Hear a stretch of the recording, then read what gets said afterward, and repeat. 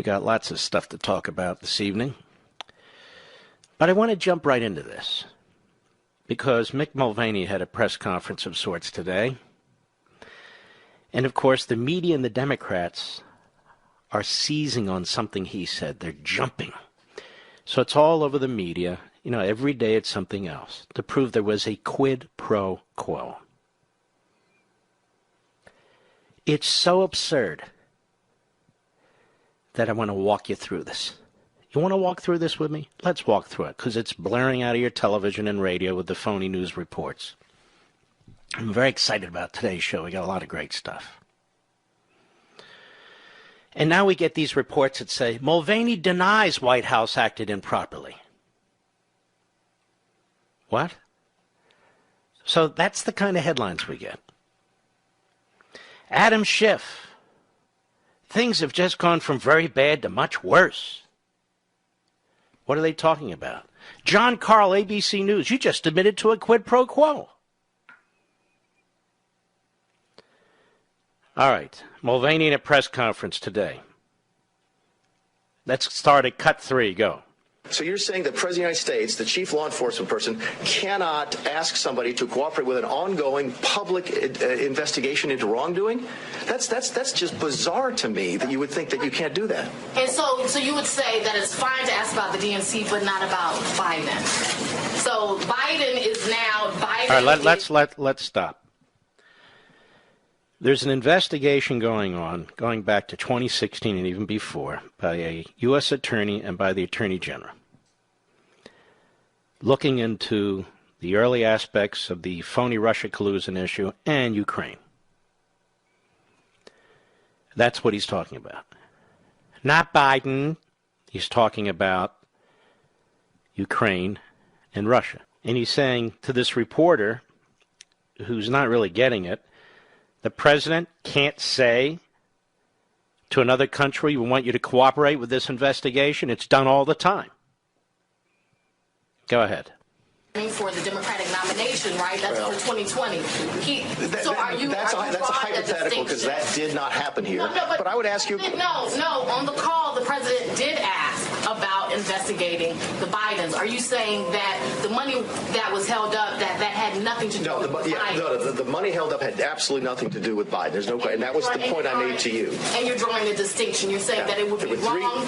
Three factors. Again, I was involved with the process by which the money was held up temporarily. Okay, 3 issues for that: the corruption in the country, whether or not other countries were participating in the support of the Ukraine, and whether or not they were cooperating in an ongoing investigation with our Department of Justice. That's completely legitimate. Now, why is that controversial? There is an investigation going on with the Department of Justice. We all know this. Bill Barr announced it way back when. He appointed the U.S. Attorney from Connecticut, Durham, who's doing exactly that. The President of the United States says, I want the Ukrainian government to cooperate, as he wants the Italian government, the Australian government, and other governments to cooperate. Why is this a scandal? Why is this a problem? It's not. They throw around this phrase, quid pro quo. They don't even know what it means. And why are the media so defensive of the Democrats and the Democrat Party? Why aren't they calling for a special counsel to investigate it, like they did with Russia and Trump? So this is what he said. I want you to listen one more time to this. Go ahead. So you're saying that the President of the United States, the chief law enforcement person, cannot ask somebody to cooperate with an ongoing public investigation into wrongdoing? That's just bizarre to me that you would think that you can't do that. And so you would say that it's fine to ask about the DNC, but not about Biden. So Biden is running for the Democratic nomination, right? That's for 2020. That's a hypothetical because that. Let's stop. He's talking about a May meeting of this year in which the president was questioning why we should give money to a corrupt regime in Ukraine. They have a new president, but the president's concerned about giving money to a corrupt regime. He's also concerned that other countries in Europe aren't stepping in and helping. This is typical of the president. This is his pattern. And then according to Mulvaney, he also is saying, and we want you to assist our investigation, the Justice Department investigation, into what happened in 2016 with Ukraine. There is nothing wrong with any of this. Nothing. Biden didn't come up. Biden didn't come up in the May meeting. He already said that. Biden's name never came up. So they're not even listening. Go ahead. No, but I would ask you... No. On the call, the president did ask about investigating the Bidens. Are you saying that the money that was held up, that had nothing to do with Biden? She's also conflating dates. He was talking about the May meeting that they had. She's talking about the July 25th phone call. And in neither case was money held up because of the Bidens. Go ahead. Absolutely nothing to do with Biden. There's no, and that was the point I made to you. And you're drawing a distinction. You're saying that it would be wrong. Three factors. Again, he's saying that Biden never came up in the May meeting. Period. He's not drawing a distinction. He's saying it didn't come up. Go ahead. With the process by which the money was held up temporarily, okay? Three issues for that. The corruption in the country, whether or not other countries were participating in the support of the Ukraine, and whether or not they were cooperating in an ongoing investigation with our Department of Justice. That's completely legitimate. It's an ongoing public investigation. We all know about it.